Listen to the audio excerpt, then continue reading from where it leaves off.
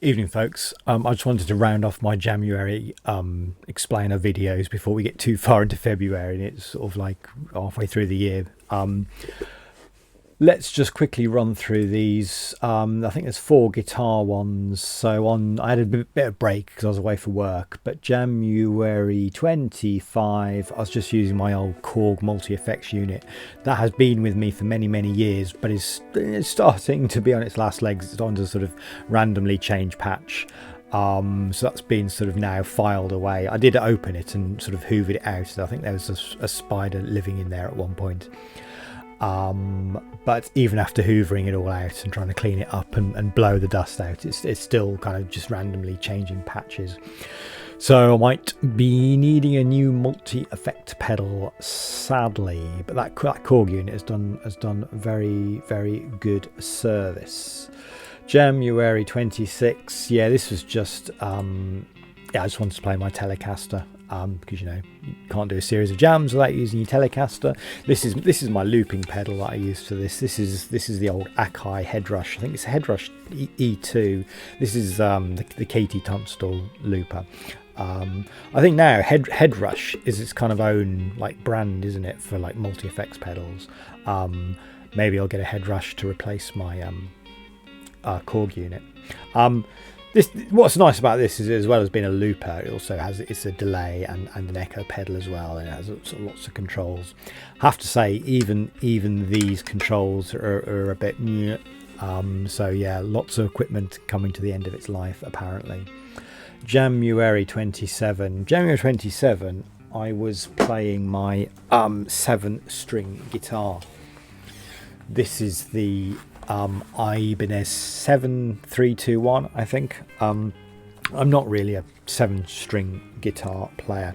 What I like about the 7-string guitar is there's a lot of real estate here on the fretboard to play with, So even if you're just sort of thinking, well, I'll ignore the low B string, I'll just play it as a normal guitar. It's a really nice kind of wide, flat neck. So very different beasts from, say, like the Telecaster that I was playing the day before, but nice guitar to play for tapping.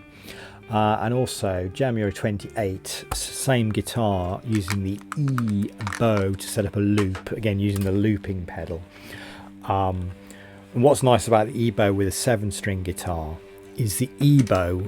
You can rest the E bow on the bottom B string, the way these kind of things are designed, to then sort of resonate the lowest, well, not the lowest string on this guitar, but resonate the low E string, which is obviously a lot trickier to do on a 6-string guitar. The E bow doesn't easily fit. It sort of fits on the A string, and then doesn't rest anywhere else. So the 7-string guitar is useful for setting up kind of low-pitched drones, which is basically what I was doing in January 28. And I was just playing an inexpensive fuzz pedals. These pedals are great. So these are almost like a subline of K-line, which themselves are like an inexpensive pedal line. These are the Movil pedals, and they're all like tiny like this, with some like cool little illustrations on them. These are like £25 a pop. Unbelievable. These are great. I may end up making a mini little pedal board just of these Movil pedals. Really, really, really good.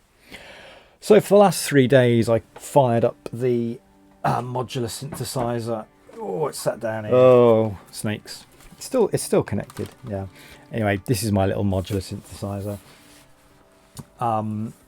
which I have to say, I'd forgotten how good that sounds. Albeit it's just basically a lot of Doepfer modules and a reverb module. It sounds really good. For January 29, I've done a separate video breaking down how I set up the patch using the Behringer TD3 to set that up. So that'll be here. So I just wanted to give a little rundown of this overly complicated patch I set up on my little modular synth. I mean, the patch isn't complicated, but the setup's pretty complicated. So Reaper as there's a little sequencer set up in Reaper, and then the MIDI from that goes to my little MIDI out box up there, which then goes into the Behringer TD3 around the back there. So that's a MIDI signal, and then from the TD3 I'm taking gate out and a CV out, and they are coming into pluck. So you can see I think that's the gate signal, the brown tube there, the brown cable there, and the voltage is actually going into a splitter sort of module over here, and then you can see this green cable is coming all the way over here for the kind of controlling the volts per octave.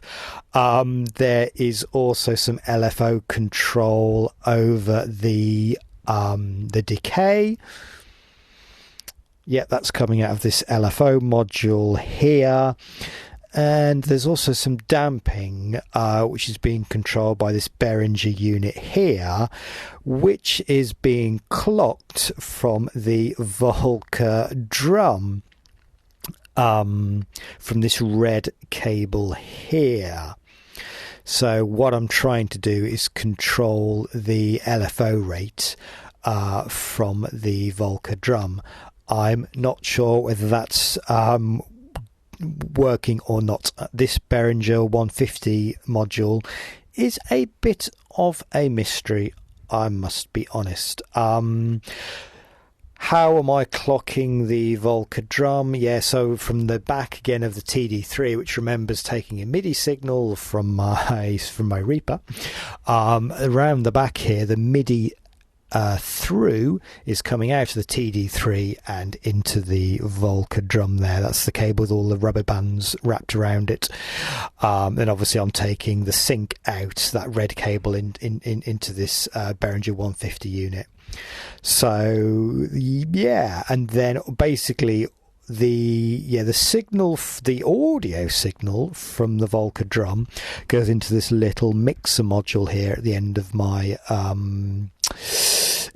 little modular setup, which goes into this sort of S mix little passive unit there, and then this big black cable here is going into my main mixer. The output of the pluck is plumbed into this Z5000, so I can have, so it's got a nice kind of reverb effect set up there, and then the feedback mod is being controlled by this tempo synced LFO, or what I think is a tempo synced LFO from the Volker drum. So that is a lot of cables and MIDI cables and USB cables and 3.5mm cables just to be able to do this.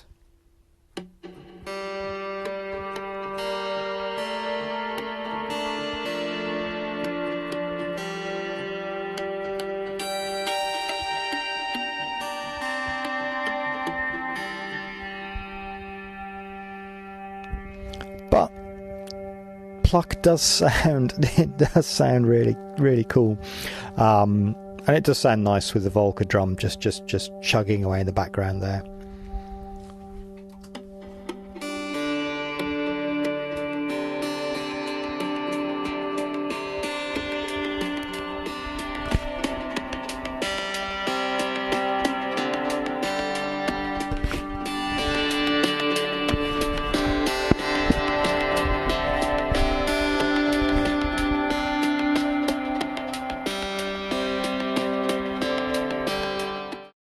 Jamuary 30, again, just playing the modular synth, set up as a sort of, as a basic subtractive mono synth, and Jamuary 31, again, I think in January 31 I was taking all three outputs of the basic oscillator, so that's the sawtooth, the square wave and the triangle wave, and then sort of mixing those together.